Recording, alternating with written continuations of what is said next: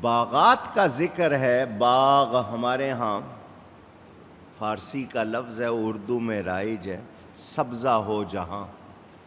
باغات میں درخت ہوتے ہیں, سبزہ ہوتا ہے, آنکھوں کو بھی اچھا لگتا ہے, ماحول بھی بہتر لگتا ہے, رنگ بھی اچھے ہوتے ہیں.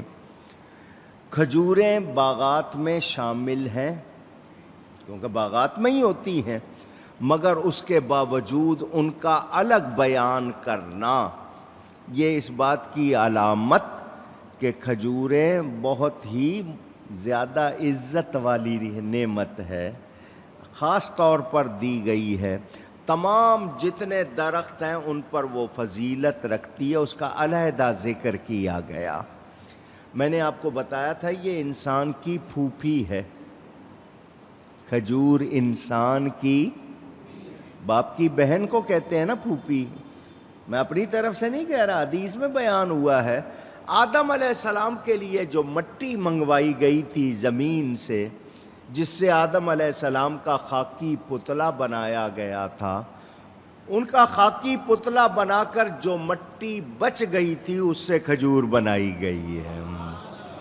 اس میں فولاد, آپ کیوں کہا گیا روزہ اس سے کھولو؟ آپ اس کو ہونٹوں پہ رکھتے ہو, یہ ہضم ہونا شروع ہو جاتی ہے, اور ایک کھجور کھائی ہو نا, جتنی توانائی آپ کی انرجی نکل چکی ہوتی ہے فوراً واپس آ جاتی ہے. آپ نے دیکھا ہوگا پیلے رنگ کی جب نئی نئی ہوتی ہے پھر ایک دم کالی ہو جاتی ہے, کیونکہ اس میں فولاد بھرا ہوا ہے. سب سے زیادہ طاقت ہے اس میں. خاص طور پر خواتین کو ڈیلیوری کے دنوں میں ان کو کہا گیا, جس کو چھلا کہتے ہیں, پیدائش, بچے کی پیدائش کے بعد وہ 40 دن کھجوریں کھائے, اس کی ساری طاقت واپس آ جاتی ہے. تو ہمیں سکھایا گیا اللہ نے کیسے کیسے انعام بنائے. یہ کھیتیاں ہیں اور کھجوریں ہیں, یہ باغ ہیں, یہ چشمے ہیں.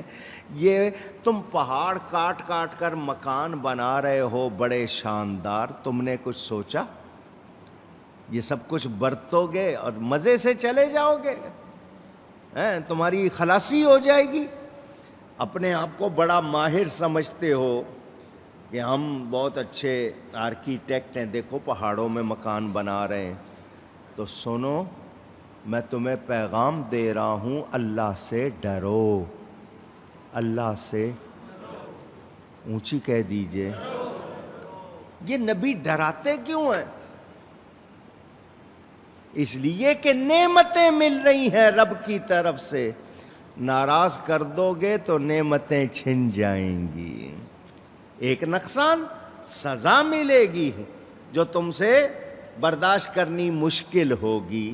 چھوٹا سا آپ کو کانٹا چبھے, آپ کو تکلیف ہوتی ہے, تو جب عذاب ہوگا کتنی تکلیف ہوگی.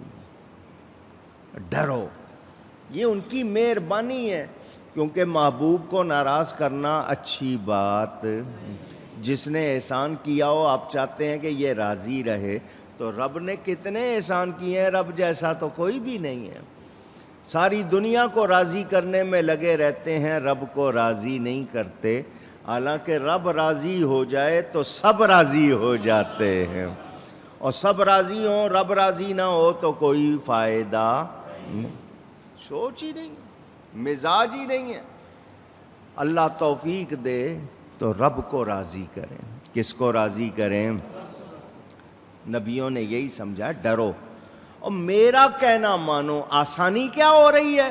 میں تمہیں بتا دوں گا رب کیسے راضی ہوتا, میں تمہیں بتا دوں گا رب کو کیسے تم راضی رکھ سکتے ہو. تو میں تمہیں دین سکھا رہا ہوں, رب کی رضا بتا رہا ہوں, تو اس سے ڈرو. میرا کہنا مانو, تمہاری دنیا بھی کامیاب ہو جائے گی, آخرت بھی کامیاب ہو جائے گی. اور اس کا کوئی اجر نہیں مانگتا, کوئی اجرت نہیں مانگتا. آج وکیل سے مشورہ کرو, پیسے دینے ہیں. ڈاکٹر سے مشورہ کرو, پیسے دینے ہیں. ماہر نفسیات سے مشورہ کرو, پیسے دینے. سب دیتے ہیں, بھلے بھلا ہو نہ ہو. جی اتنی فیس دی ہے, وہ کہہ رہے ہیں مفت بتاؤں گا, کامیاب بھی ہو جاؤ گے. گارنٹی بھی ہے. ڈاکٹر کی دوا میں گارنٹی نہیں ہے. ڈاکٹر کا کام دوا لکھنا ہے, شفا دینا نہیں ہے. شفا اللہ دیتا ہے. وکیل کا کام مشورہ دے دے گا, لیکن یہ کہ اس نے آج کی میں حساب سے جو عدالتوں کی بات کروں تو اس میں تو جج بھی بکتے ہیں، وکیل بھی بکتے ہیں، سب کچھ ہوتا ہے. دنیا میں کیا نہیں ہوتا، اللہ معاف کرے، وہ جانے، ان کا نظام جانے. مگر یہاں فیس دیں، وہ ہم مان لیتے ہیں. کیا یہ وکیل ہمیں قیامت میں کلیئر کرا دیں گے؟ نبی کرائیں گے. وہ اسی لیے کہہ رہے ہیں میرا کہنا مانو، وہاں کام آؤں گا، وہاں تو میں پار لگا دوں گا. تو جو نبی کے غلام بن جائیں فائدے میں ہیں یا نہیں ہیں؟ اور پھر ہم ڈھیٹ بنے قوم عاد قوم سمود کی طرح کا کرتے رہو نصیحت، ہمیں کوئی فرق نہیں پڑتا، تم نے تو بولنا ہی ہے، بولتے رہو. نہ، جو کہنا مان لے پھر اس کے لیے بھلا ہی بھلا ہے. فرمائی یہ ساری چیزیں ہیں، تو اب کیا کرو؟ وَلَا تُطِيعُوا أَمْرَ الْمُسْرِفِينَ. میں تمہیں کہہ رہا ہوں جو حد سے بڑھنے والے ہیں نا، مسرف، ان کے کہنے پر نہ چلو، ان کے غلام مت بنو. وَلَا تُطِيعُوا، کس کا کہنا مانو؟ جو سچ بتائے، جو اچھا بتائے. یہ جو حد سے بڑھنے والے ہیں ان کے کہنے پر نہیں چلنا. الذین یفسدون فی الارض ولا یصلحون، وہ جو زمین میں فساد پھیلاتے ہیں اور اچھائی نہیں کرتے، اصلاح نہیں کرتے. ان کا کام خرابی ڈالنا ہے، لوگوں کو لڑوانا ہے، فساد کرنا ہے. ان پر کوئی فائدہ نہیں ہے، تمہیں ان کے پیچھے چلو گے کچھ حاصل نہیں. قالوا انما انت من المسحرین. قوم عاد نے کہا تھا بولتے رہو کوئی فرق نہیں پڑتا، یہ کہنے لگے تم پر جادو ہو گیا ہے. حضرت صالح علیہ السلام کو قوم نے کیا کہا؟ ایسی باتیں کر رہے ہو، تم پر جادو ہو گیا ہے. ما انت الا بشر مثلنا، تم تو ہمارے جیسے ہی آدمی ہو. فَأْتِ بِآیَةٍ إِن كُنتَ مِنَ الصَّادِقِینَ. ہمارے جیسے ہی آدمی ہو، ہمارے جیسے بشر ہو، تو کوئی نشانی لاؤ اگر تم سچے ہو. اس قوم نے جب یہ کہا کہ نشانی لاؤ اگر اب سچے ہو، اپنی سچائی کا ثبوت پیش کرو، تو حضرت صالح علیہ السلام نے فرمایا کیا چاہتے ہو، کیا مانگتے ہو؟ قال هذه ناقة لها شرب ولكم شرب يوم معلوم.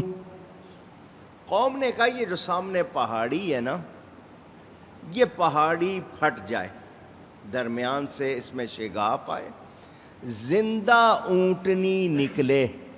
پہاڑ کے اندر سے کیا نکلے؟ زندہ اونٹنی نکلے، اور وہ بھی حاملہ ہو، حاملہ بچہ جننے والی. پہاڑ پھٹے، زندہ اونٹنی نکلے، وہ بھی پریگننٹ ہو، اس کے پیٹ میں بچہ ہو اور وہ بچہ جنے. آپ نے فرمایا ایمان لے آؤ گے؟ اس کو کہتے ہیں فرمائشی معجزہ. کون سا معجزہ؟ خود فرمائش کر کے، خود گزارش کر کے مانگا ہوا کہ ہم یہ دیکھنا چاہتے ہیں. فرمایا ایمان لاؤ گے؟ ان کا جی بالکل لے آئیں گے. پہاڑی پھٹی، زندہ اونٹنی نکلی، وہ بھی حاملہ تھی، اس نے بچہ جنا. دیکھنے کے بعد بھی ایمان نہیں لائے. اور یہ حکم ہے فرمائشی معجزہ مانگنے کے بعد قوم ایمان نہ لائے تو پھر اس کے لیے عذاب یقینی ہوتا ہے، پھر پکڑ یقینی ہوتی ہے. حضرت صالح علیہ السلام نے سمجھایا تھا مگر وہ مانے. انہوں نے قوم نے کہہ دیا تم پر جادو ہو گیا ہے. نبی کو کہہ رہے ہیں تم جو ہمیں یہ سکھا رہے ہو نا تم پہ جادو ہو گیا ہے, ایسی کوئی بات نہیں ہے. اور دیکھنے میں ہمارے جیسے بشر اب کتنے مسئلے ہیں, جادو کا بیان, بشریت کا بیان, ان کا پہاڑوں میں مکان بنانا, سنگ تراشی, ماہر, اپنے آپ کو بہت بہترین آرکیٹیکٹ سمجھنا, یہ ساری پوری تقریریں ہیں. لیکن میں یہاں مختصر کر کے, اور پھر فساد کرنے والوں کا کہنا نہ مانو, مسرف جو حد سے بڑھنے والے ہیں, فضول خرچی کرنے والے ہیں, ان کا کہنا نہ مانو, حد سے بڑھنے والے. اب اس میں کتنے پیغام ہیں ہمارے لیے, اور ہم سوچتے اتنے پیغام ہو اور ہم پرواہ نہ کریں, تو بتائیے کیا سمجھدار ہیں؟ حد سے بڑھنے والے کون ہیں؟ یہ بھی ایک پوری تفصیل. بظاہر آپ کہہ دیں گے دنیاوی معاملات میں, مگر دین کے معاملے میں حد سے بڑھنے والے کون؟ تو آج یہ ساری باتیں ہمارے سامنے ہیں اور ہمیں سیکھنا چاہیے. وہ لوگ جو اللہ کے لیے سچ نہیں بولتے, اللہ کے بارے میں کہہ دیتے ہیں اللہ جھوٹ بول سکتا ہے, تو حد سے بڑھنے والے ہیں یا نہیں ہیں؟ پوچھ رہا ہوں. جو نبی کی گستاخی کریں, بے ادبی کریں, صحیح عقیدے نہ مانیں, ختم نبوت پر یقین نہ رکھیں, نبی کی شان پر یقین نہ رکھیں, نبی کے علم پر یقین نہ رکھیں, نبی کی عظمت پر یقین نہ رکھیں, غلط باتیں کریں, حد سے بڑھنے والے ہیں یا نہیں ہیں؟ قرآن کا صحیح ترجمہ نہ کریں, اپنی رائے سے تفسیر کریں, حد سے بڑھنے والے ہیں یا نہیں ہیں؟ اور ہم ان کی سنتے ہیں یا نہیں؟ تو پھر کیا فرق رہ گیا؟ یہ پرانی قوموں کا حال کیوں بیان کیا گیا کہ ان سے سیکھو, سمجھو, اگر نہیں سمجھو گے تو اپنا بیڑا غرق کرو گے. بتا دیا گیا